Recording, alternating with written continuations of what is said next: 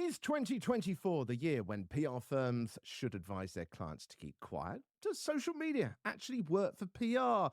And what data should you be looking at in 2024? Welcome to the Public Relations Podcast. I'll be discussing these stories and more with the amazing Komal Lath, recognized as one of Asia's top PRs and marketers by a whole bunch of organizations, as we're about to find out in just a few moments' time. Stay with us for that. The Public Relations Podcast with Richard Minson. One of the things I love about this show is the range of people we get to talk to. Last week, we were talking to Kathleen Vicente about her work with major corporations and how viewing things from a big organization point of view in-house can often be different to how smaller organizations or small agencies or medium-sized agencies work. And there was still so much so that you could learn from getting a different perspective on things. Well, today, we're doing something I've been wanting to do for a very long time now, because so far, as you probably noticed on the show, we've been speaking mainly to people in Europe and America. A lot of these people have been reaching out, but as I think you know by now, I think PR is very much a global thing. And the best way to understand people and to understand the techniques and ideas that are going on is to talk to people around the world. So I hope this is the start of many conversations that we're going to have with people outside of those sort of traditional areas to get new ideas and new perspectives, which is why I could not be happier to get on someone I've been waiting for to talk to for a long, long time from Mumbai, India, is Komall Lath. A very good morning to you, Komal. It is very early for you, isn't it? A very good morning. Let's just say this was a night bender, so I'm good with it. Come on, just explain for people listening in what happened here, because we've had to reschedule a couple of times, and the time we've ended up with is very PR, isn't it? Absolutely, and I think you said it right. When there's a will, there's a way, and if that's 3:30 a.m. here, it is bound to be. Yes, I think we did reschedule a couple of times with our schedules, and then when I did use the calendar, I realized, oops, at 3:30 a.m. instead of a p.m. You were very gracious to send me another one, but I'm like, let's do it. I don't think it's a better time. Let's just make it happen. You know, one of the things, I want you to tell people about you, a little bit about you in a moment, but one of the things that I like about you is you've got so much energy, and I love asking some of my guests that just seem to have this buzz about them the whole time. What's your secret? Come on. I think I'm just an optimist bias. Like I just have that optimism bias. You cannot survive PR without it, right? You cannot survive. Yes, It's a professional hazard as well, because it's not this, then that. It's not that, then this and that. And there are permutations, combinations you just come up with.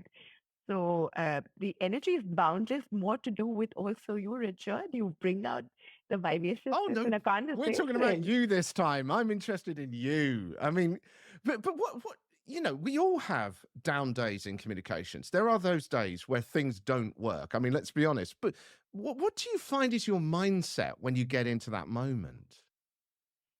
It's been 13 years running a company and 22 years of being in the business. There are enough dark days. I mean, I had a extremely hectic and extremely stressful day today, toggling many things.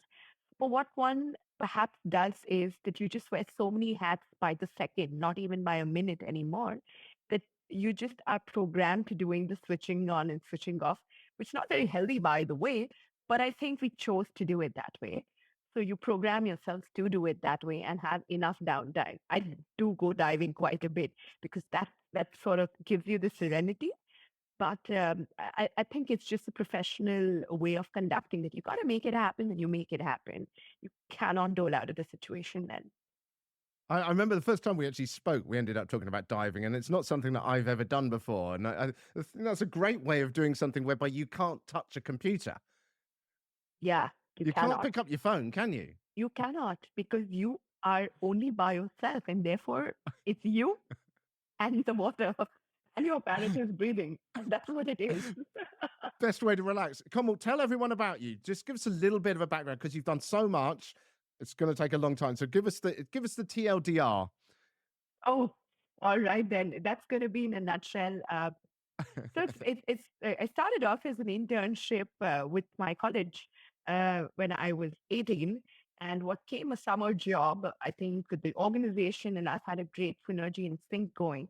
So they allowed me to do my professional commitments alongside college. So 7 to 11 a.m., I would go to college and then in my Walkman, walk in, completing and working with some of the most interesting brands. And it was fascinating.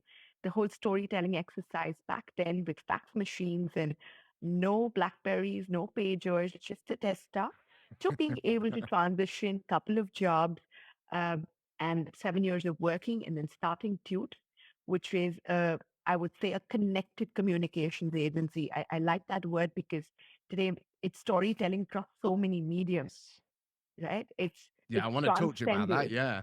It's transcended from simple print, television, electronic to social media, Reddit, HubSpot, Sprout, podcast. It's alarming, beautiful, exciting. It's like Harry Potter's maze right now. The more you dig, the more you go, you're just going to get a scene there. That's what's so fascinating about it today, though, isn't it? Because I think in the past it was just you come up with a story, you write a press release, you pester some journalists, you try and get them to run it, and then you do it again. And it's like, and as you know, as fun as it can be to connect with people and have conversations, after a while that gets just a bit boring. And it's nice to have that immense variety in PR today, I think. It is. And I like the word that you use, pester journalist, because we always, and I know because you've been in that space before, and I know I've you've been the other side. Yeah, very much so. you Yeah. have. So I'd say that it's a quid pro quo on both. But yes, you no longer have to only depend on media. The beauty is that you also have owned mediums. So you're also working on a LinkedIn and a website content or creating your own videos or audio visuals on social media, right?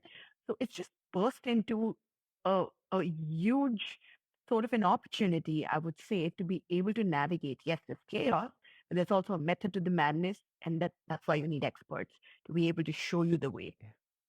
Yeah, you are the media now.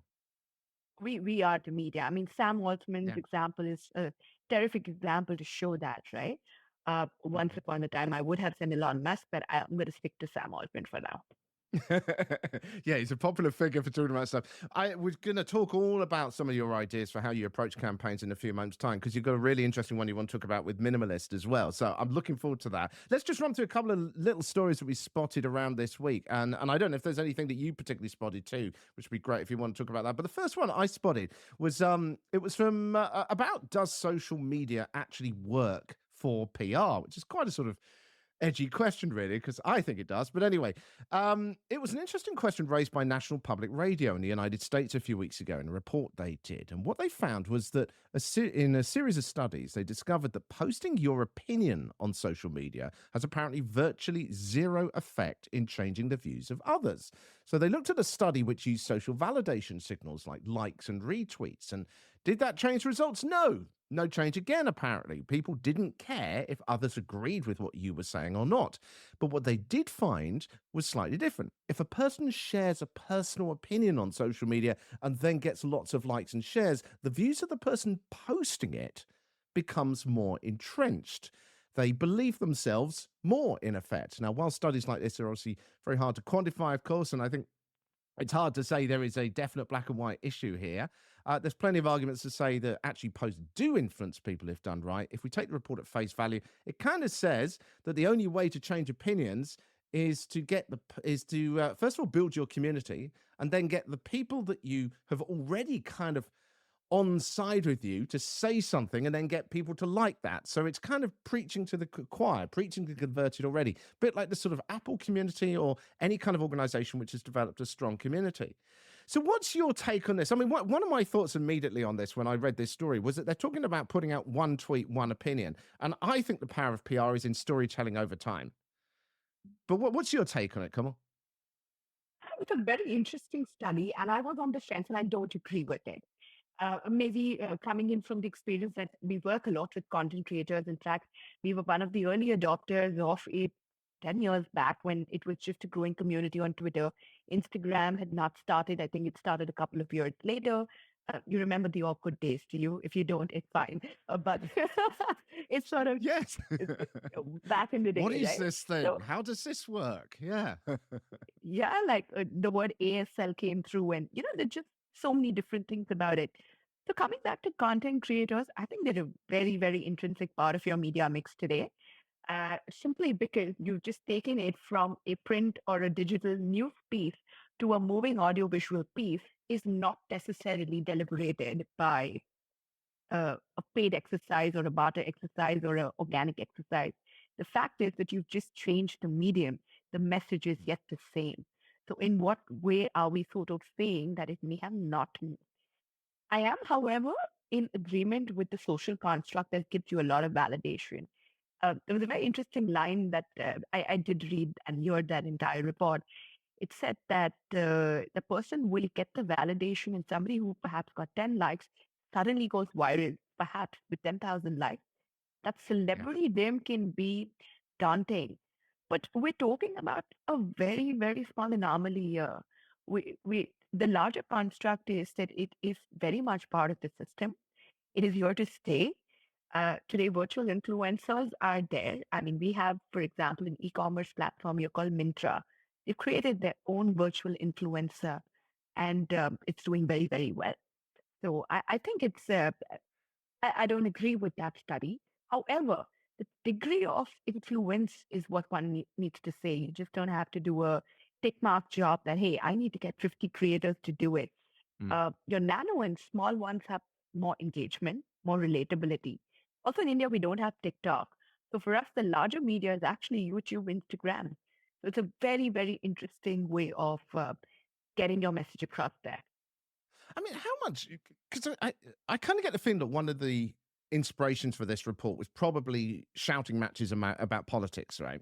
And you get a lot of people on, I mean, obviously, Twitter's the place you think of naturally, who are going to go, oh, they're wrong. And they often don't include any information and they think they're going to change people's minds. And it just feels like that kind of thing. I can understand why that's not effective. But when you come back to PR and you're talking about a story or you're talking about an influencer who is following something over time. I mean, there was a really interesting one we had a couple of episodes back where they were talking about a health influencer who had got some kind of skin condition. And when she got this particular product from the PR person we were talking to, she was using it over a series of months and trying it out. So it was a story that developed over time rather than just going, you must use this because it's amazing. Yeah. Yeah. No, She no, was with you. telling a story that engaged people. And I feel that it's not so much the medium that is the problem, it's how that message is delivered. Let me put a story to you right now and tell me how you feel about it, Richard. What if I was to take you in an ancient city of Benares in India and got you to capture the essence of the first train in a bottle and bottle that fragrance for you and send it to you with your name? Now, aren't you intrigued to be able to want Yes, that? Yeah. Versus saying, exactly. hey, here's a fragrance. It's called Kastur and lovely PR package that I got, Yeah, right? yeah, But exactly. It's a and story. there is a brand who did this, by the way. I am not making this Yeah. up. This is actually true. And it's doing extremely well because of the beautiful storytelling that it used in an audiovisual medium. I think consumer brands largely. I think B2B would be restricted more onto, say, a YouTube or a LinkedIn, and mediums can be discussed. But I think largely when you use an audiovisual medium for tourism or travel places or food to eat, don't we all before our trips go and Google or look at YouTube on what are the 10 places to look at when you're going for a holiday? And there have been Absolutely. places which have said, please stop coming because you're getting so much influx of people coming after looking at a video, right? So definitely there's something that moves. I don't know from a perception point of view, is it quick? Like you said, it's consistency. It's not done at a one video level. You have to make it happen over a period of time till it becomes a conventional piece of messaging that you cannot avoid. It then becomes your must do.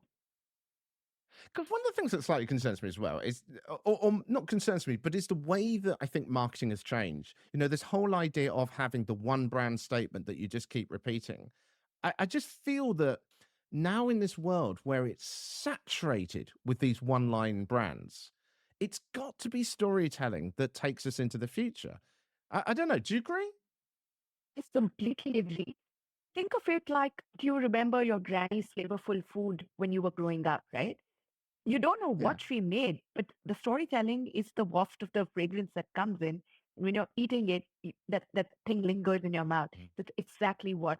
the whole communication standpoint is, and it does not have to be restricted to just advertising or PR or radio jingles anymore. It's sort of the central message, but it has to be customized to your target audience. You're right. The same message cannot be going to everybody because your audiences are so diverse today. One of the things I said at the beginning was I love the fact that at last I'm talking to someone who's not in America and Europe. Do you find there are any particular, well, there must be differences in how you tell a story where you are compared to, I don't know, the USA or Britain or France. Every single country has got slightly different nuances, but do you find, have you noticed any sort of differences? Lots of them. So, unlike a lot of other countries or our counterparts or friends when we meet them, you don't have a central language here. You do use English quite a bit, but we call it India and we call it Bharat. Bharat standing for the Hindi term on it, which is where you use Hindi, which is language, and further many, many, many languages. We actually customize the same message, translate that into several languages when we need to reach out to the hinterland. And that's one way of communication. The second part that we do is understand and localize it. So while there will be a macro strategy in place, we will not use the same language in the north of India or the south of India. It gets into that customization, which is beautiful. Let me give you an example. Currently, we're working with um, a beauty store who we want to encourage people to come because they get some sort of very interesting product lines. My customized message in the north is talking in Hindi, whereas in the south of India, we're using the local languages like Malayalam or Telugu to talk the same way. So it's beautiful and diverse. It also means it's customized at scale. So the strategy used is very, very well planned and at scale. I was going to say, but how do you do that then? Because all languages have subtle differences. So if you're trying to get a message, a specific message, you've got to get not just say it in a different language, not just go to Google Translate and put in the phrase. You've actually got to think about the nuance of the phrasing and the language and the structure that you're using, haven't you? Yes, and there's an entire ecosystem of people who we partner with to do this because it cannot be, for example, if you ask me to translate the same thing in French, and if I don't speak that language, I don't think that language. So I don't know if the literal translation is going to be the right one. So there's an entire ecosystem of people, which is feet on street, who will actually do that for you, check it for you, and implement that for you. The beautiful funnel approach that gets into play. It's a beautiful method to the madness. That's fantastic. And how do you communicate then the nuance that you want to get? Because coming back to this whole point about PR being a subtle story, it's about triggering emotions. How do you ensure that you're delivering that when you don't speak that language? You have the right people placed there to be able to do that for you because individually you can't. You can tailor a macro message Yeah. and then you got to funnel it to the experts who are from those places to be able to communicate it. But of course, your larger part is done in either in English or in Hindi, which is understood. And Mm. your owned media itself can be bilingual. So that's a very interesting part. It of course depends on the customers or the stakeholders you're talking to. But that's a very distinctive difference in how things are done in India. Second, the amount of publications that we have is humongous. We're the most populous country by now. So, Yes. keeping that in mind, our mediums are so beautiful. You have Instagram only publications, you have YouTube only publications. OTT has taken over, so there is a television difference, which earlier was, is completely changed. As communication agencies, you'd be surprised we're also doing OTT integrations.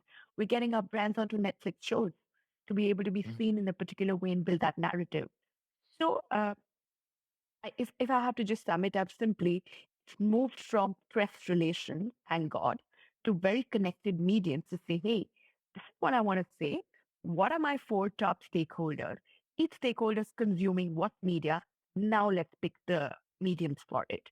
And then it just makes it so much more clearer. It's fascinating. God, I'd love to talk about that for hours. Let's move on to the next story, though. It's no longer enough to just count column inches, according to Pan Communications' Mark Nardone. in a recent interview with prnewsonline.com. He told PR News that he is focused on how they and other PR firms will need to stop thinking about just being top of funnel marketers and instead show how the use of stories is carrying people through the funnel. That's the key thing here. It's not just about getting people in the top, it's about getting them all the way through the journey. For example, do people still remember the story that drew them in when they come out the bottom of the funnel? Are they more loyal when they come out?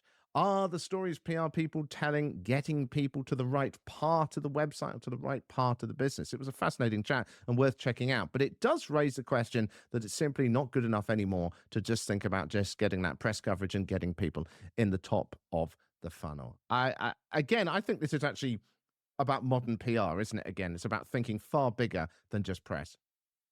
I'm absolutely with you. And by the way, I was very impressed with Mark's interview.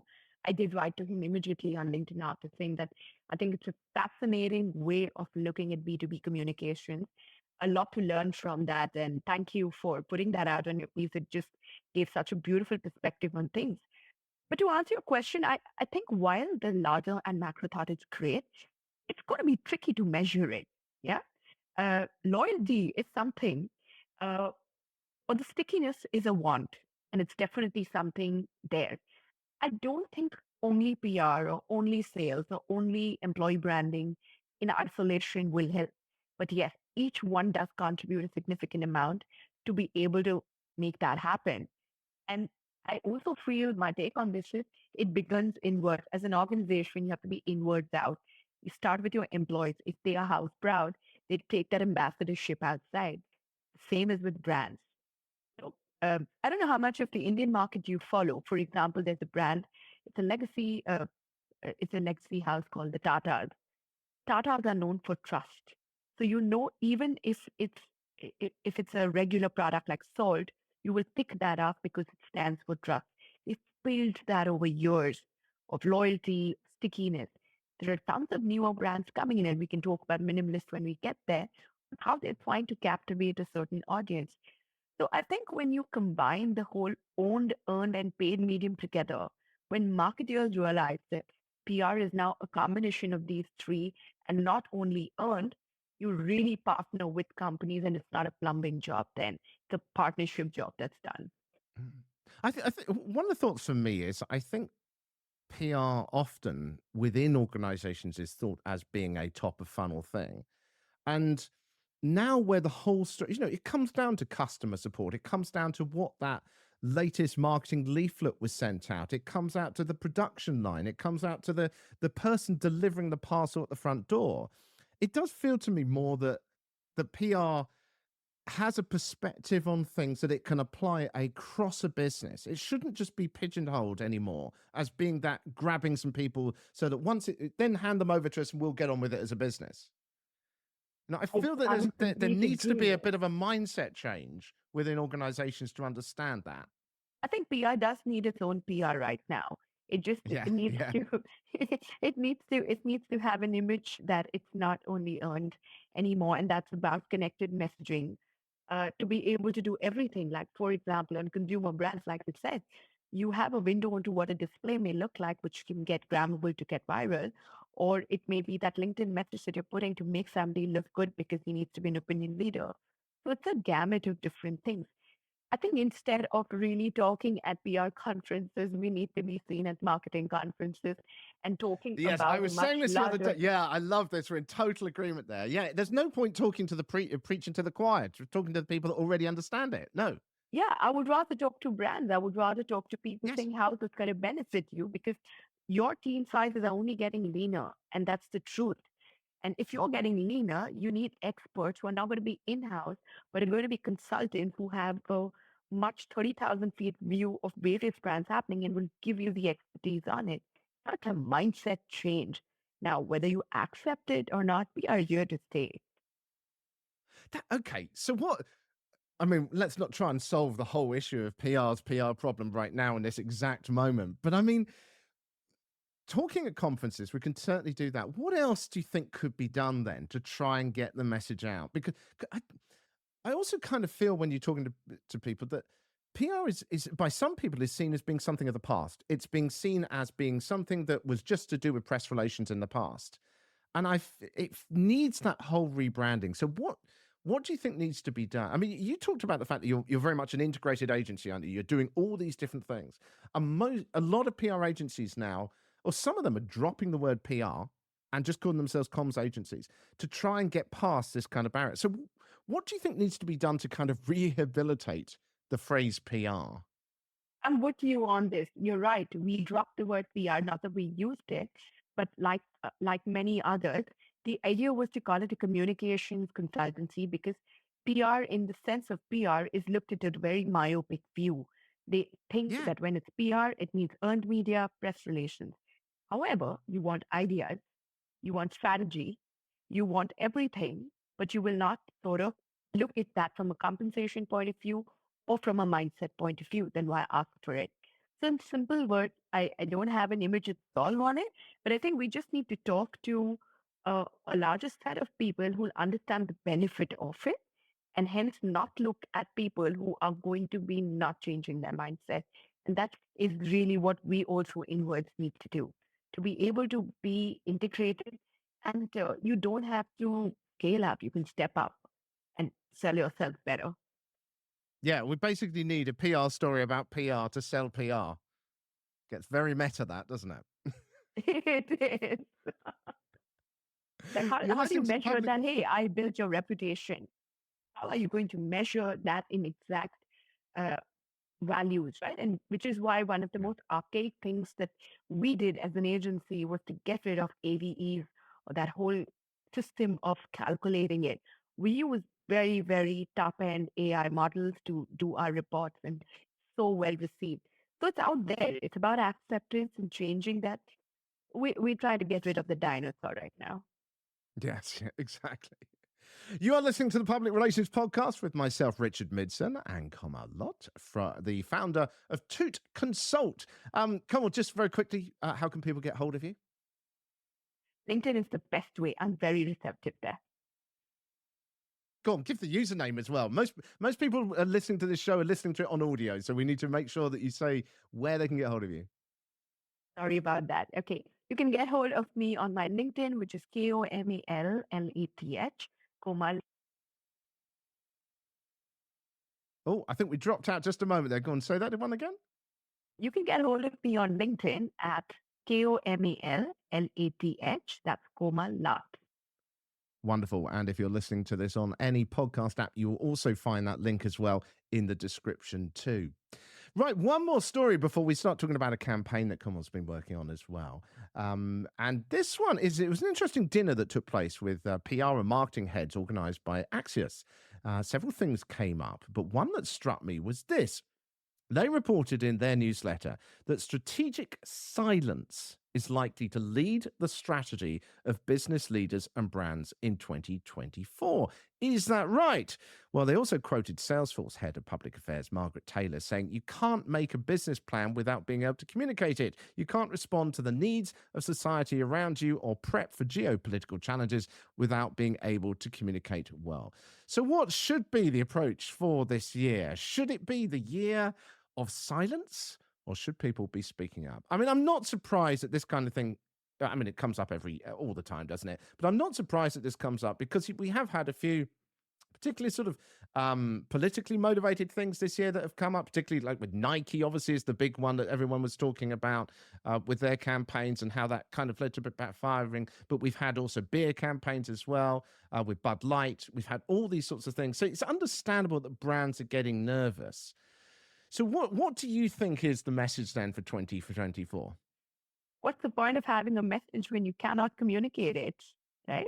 That's exactly what it is. How many reams of paper you're going to write, how many advertisement and billboards you're going to say without really talking about it. That also is an audiovisual medium at the end of the day. So it's going to be your, in my opinion, of more measured thinking, more strategy than tactics. The tactics will emanate from the strategy, but you don't have to do a tick mark job of everything. I think it's going to be made to measure, literally about that. And that's what, in my opinion, will lead to better efficacy. I mean, do you think the problem is in terms of the amount of personality that people are giving? Because I think it's very easy to retreat to your single line brand statement again, isn't it? Because it's safe to say Nike just do it because, well, how do you argue with it? It doesn't really say anything particular, does it? It doesn't have an opinion. It doesn't divide anyone. But it just feels like, again, in this day and age, like we were saying earlier, that we've got to be telling stories because everyone is able to get their message out there now. AI is mentioning is going to be able to pump out standard marketing messages at a level we have never seen before.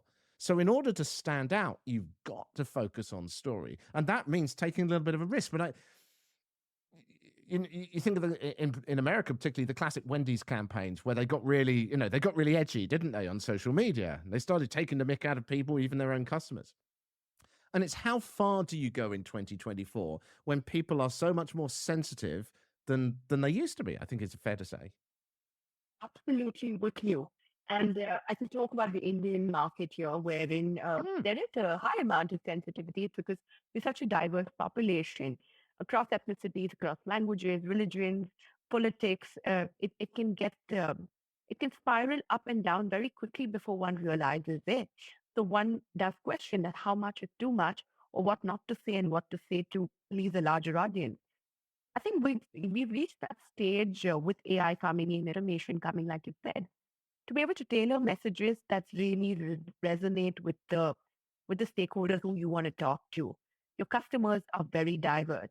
So, for example, I may actually resonate more with somebody who's in the metro city than somebody who perhaps was in college with me but is not in India anymore.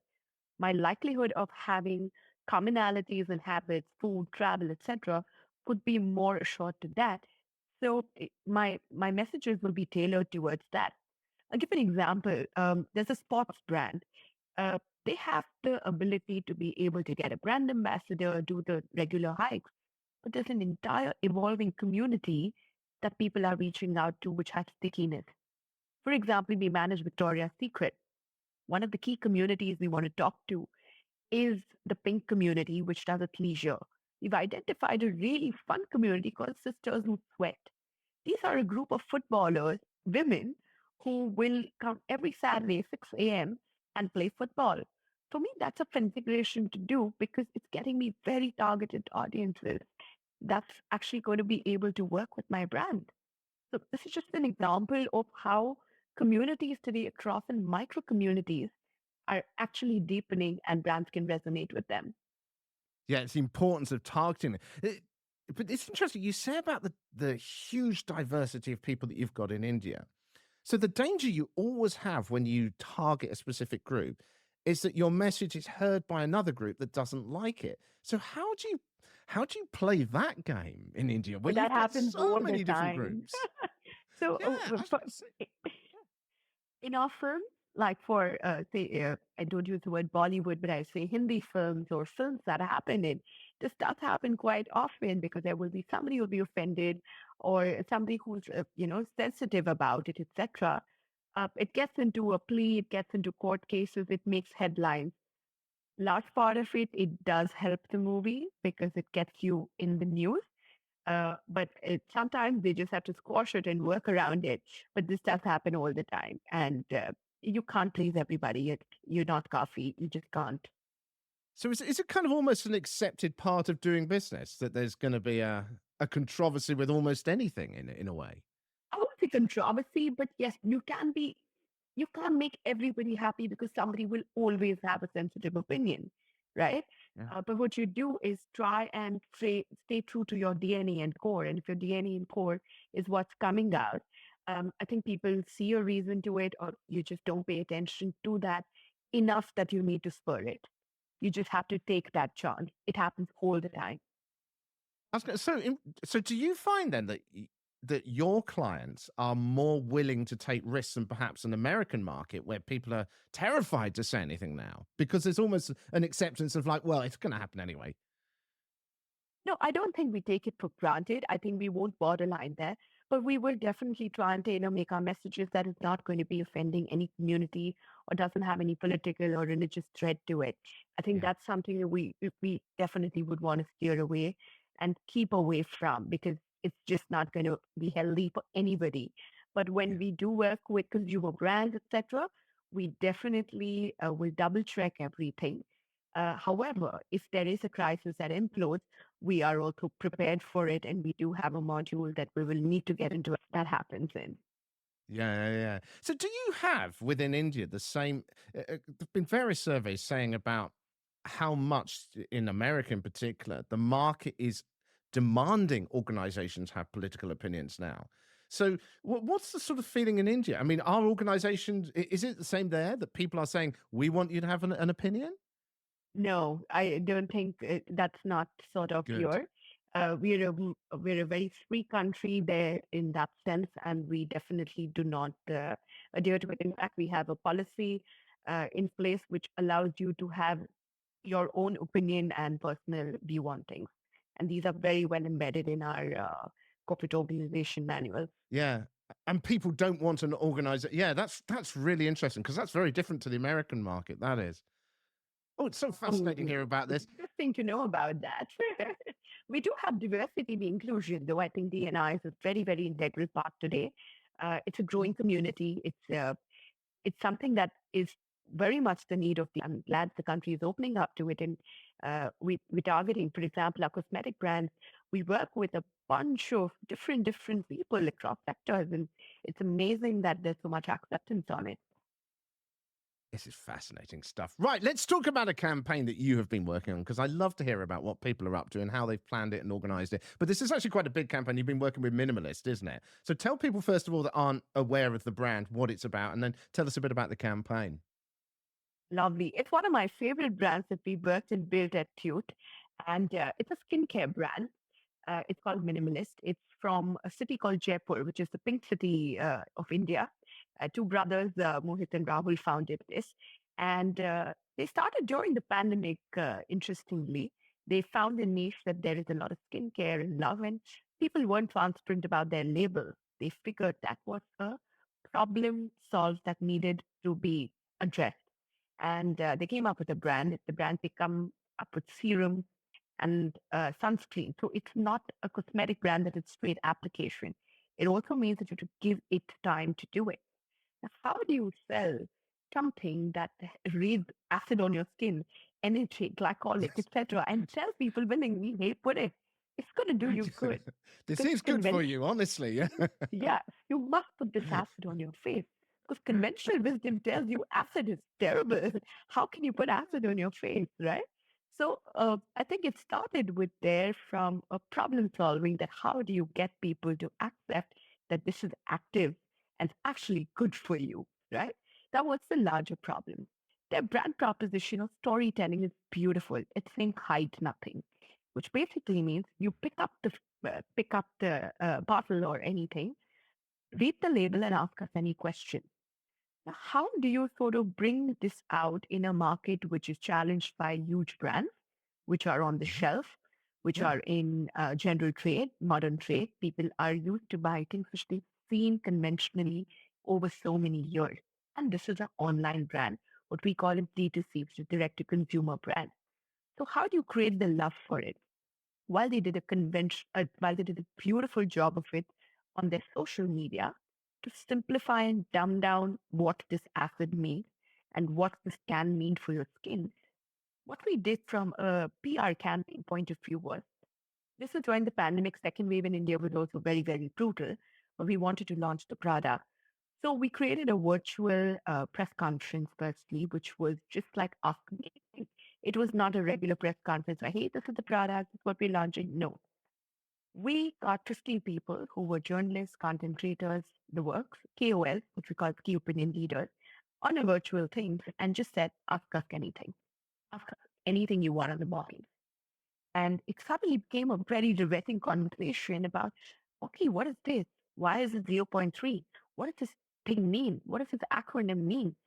It just became such a fun conversation. It's like going to that chemistry lab and figuring why is it fizzing and doing that, right? It started having a lot of conversation and people interested. Second step, what we did, all the 50 who attended, we sent them a question set asking, what is your skin type? Each of the 50, we sent customized 3 bottles which suit them.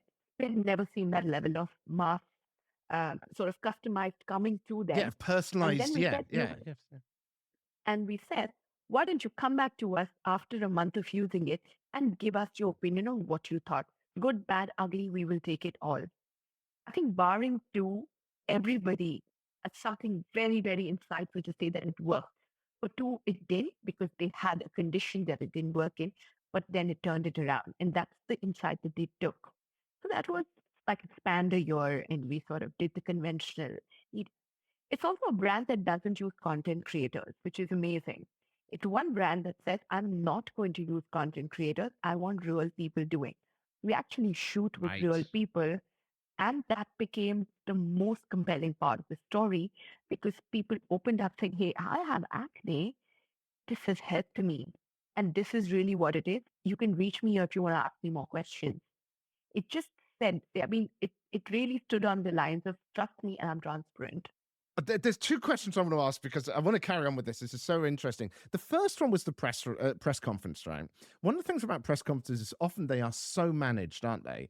You know, you've got the PR person who's kind of going, oh, we'll move on to the next question quick when something awkward comes up. You've got the spokesperson who is so well, you know, having worked in politics, so myself in PR, you know, I know what it's like. It's about getting those core lines and sticking to them. And we are not moving, whatever you say. So that was quite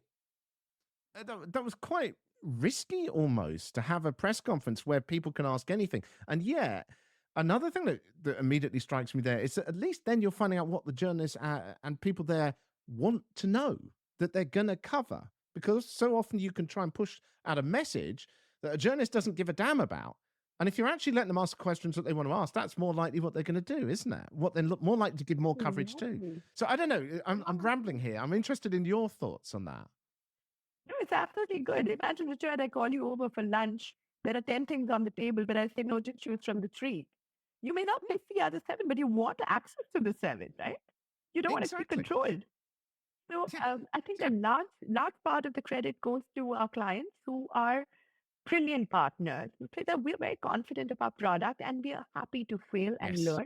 So if somebody points that out to us, we're happy to go back to the drawing board and come back with a solve. We will not let that message pass because we're too big. No, That's the I key think a thing, isn't lot it? of It's it, that confidence in the product and confidence in saying we will improve it. We want the feedback, which is very different to what a lot of brands are prepared to do.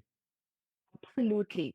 So I think it's a beautiful partnership. That's why, because they're happy to explore these edgier ways of doing it. And I think that's what sets it a little bit apart because you don't do the conventional. It's not so systematized and regimented, which gives us the avenue to play around. So I've only reached second part of the campaign. We actually need two more things after that, and it continues if you're interested to Well, know that. okay. Well, the next one I wanted to ask you about was you said about the fact that they used real people, not content creators. Now, obviously, the advantage with the content creator is they've got a pre-existing audience that you can tap into. So how did they work with people that were just ordinary people? Did they then use those people and market that through their own platforms? How did they approach that? They marketed it through their own platforms. That's absolutely correct. They started when they sent out these samples or when people started buying them, they encouraged people to write back in. I think they had a steady pool of people who actually wrote to them because the product worked. And hence, from there, they took their permissions. We started shooting with them. So I think a large part is also the product was great, which is why this could happen. Absolutely with you. And they did a phenomenal job and they continue to do that on their social. Okay, so tell us a bit more. So you got to that point then, they were using real people, and how did you take the story on from there? That was the kind of initial launch. Because it was an online brand and now the market had opened up and people were wanting to know that why this brand does not have its own store or why is there such a hoopla around it. They've gone international. They're available in the Sephora and the UK and the Middle East, everything. But where is this brand? Who are the people behind it? Because they kept it low key. They kept it that way. So we did a first of its experiential, which is an immersive, true to the brand DNA, which is called Hide Nothing, literally, over a very, very simple sundowner. No fuss, minimalist cocktail, minimalist setup. Come and ask us anything. We just stuck to the brand DNA of doing that. We had over 30, 35 creators come on a sunny afternoon, blown away by the product, trying it, swatching it, talking to them. And the results have been very, very encouraging for us to continue doing these immersive experiences. So I think PR for us in this particular brand has given us the wings to be able to experiment right from content to creation to events. And now we continue to do a lot of stories around how the brand's expansion is and read your labels. For us, the larger wisdom is get the story out or please read your labels and question things. And that's going to be the next leg of our campaign for the next 2 years. Love it. Getting people engaged in that one. So on the influencers one, that's interesting again, because so you're saying come along and ask us anything. I mean, what was the kind of the hook that you used to get them in though? Because there's a lot of brands launching, as you say. So how did you kind of go to these people? Look, this is the one to pay attention to. What was that hook? Did you mean the hook for the brand to engage with us, or you mean the hook Yeah, for well, the yeah. So in customers? other words, when you reached out to the influencers, what was the hook that made them go, "Oh, I've got to come to this event. This is the one I need to be at." Relationships. That's why agencies Yeah, exist. yeah, Yeah. yeah. One is to have a very, very steady and rock solid relationship with them because they know uh, that we're not going to call them from an Arbit brand. And it's not one brand that keeps sending packages. It's a brand that we converse to them about. So I think that is one way of doing things, which is a little bit more authentic instead of, I mean, sending gifts is not PR, right? Yeah. Talking Yeah. about the brand is. And that's a huge difference, Yes. which Yeah. really needs to sort of be addressed out there. Sending PR packages is not PR. Mm. And And then I I love think this people whole are angle coming. about we need to start reading the labels because that's a very interactive thing, isn't it? It's not political, but it's almost saying, "Come on, we've got to do something together," and that bonds people into a campaign. Absolutely. The storytelling that, hey, this is my sunscreen, it does good for you, versus saying, hey, what does SPF mean? Do you even need a SPF worth this much for your Mm, skin? It's two different angles looking at the same thing. It just makes you ponder that what are you putting on your face? It's like you were mm. eating cereal every morning when the nutritionist suddenly told you it's got sugar. How about you switch to another version on it? Right? It just took that conventional wisdom to somebody tell you that. Yeah, I completely ignored that this morning when I got my cereal out because I don't want to think about it. But anyway, On that I note, when do I love will to. have mine, I will remember you. Exactly. Make sure you check that label. So where do you think the campaign will go from here? I mean, what's the sort of next level for it now? Oh, and also the thing I love asking people is that because PR, the world, society is changing all the time, what do you think you learnt from this campaign, which is perhaps newer compared to things that are done in the past? Taking risks. You nailed it when you asked me in the beginning, what did we do? I think my partners or my clients took a huge risk in being able to trust Yeah. stuff together to be able to do it. They're a well-funded company. And for them to be able to say, hey, we'll do it and you will do it. And I think we had a common goal on storytelling what the brand DNA is. It's going to only enable us to even think larger. So that's one. And I think this is true for every client, right? If you have a rock solid partnership, which is sticky and loyal, I think the work coming out of it is a lot more beautiful than questioning each other. What are you doing? I'm paying you at the end of the month. What is this going to result in? When you don't have to answer that question and you focus on the work, it's beautiful. And that's really what shows and shines in every work we do. This brand's going to take over, and I'm very, very confident, not only because of the product, but because of their vision and thinking on how they look and approach things. Yeah. Yeah, it was a conversation we had a long time ago about sometimes you have to sack your client because it's just not going to work. And it's the I hardest did thing to that. do. But yeah, This year, I mean, last year, 23. But to complete your question, and sorry, I'll answer that. yeah. Well, no. I was fascinated. I mean, obviously, don't mention by name, but I mean, can you give us a hypothetical, even the sort of logic in your head, what you're thinking about? Because you just couldn't get the campaigns to work, was it? Or So I think a couple of good learnings there. Partner with people who know their work. That's very, yes, very important. When you have to sell your work to somebody who's not a subject matter expert in that, and then you have to, instead of working, you have to justify the job again and again, walk away from that table. That table was not yours to sit on. That's one learning for us. Two, trust is very important. it's never a power relation for us. And that's how we treat and we would like to be treated. And when I say we, doesn't mean partners or agencies. I think people in general, right? Yeah. It's not a power relation. Calling for 25 agencies to pitch is a pure play power game. People are moving away from that. You need us as much as you need your other things to work. It's a very pivotal part of a larger cog. So I think it's best to sever a relationship on a healthy note or not when you know that it's strained. And I think either a conversation solves it or it doesn't. There is no third thing to it. So we did take some tough calls last year, partnerships that have been with us over half decade. But I think in a larger set, it just opened doors to more nuanced thinking. Your team stay with you, they stick around. And for us, and for everybody, your employees are your first brand ambassador, no matter what. Yeah. And then you're working with organizations like Minimalist who are prepared to try risking things and experiment and adapt to the modern world, isn't it? I mean, that's exciting.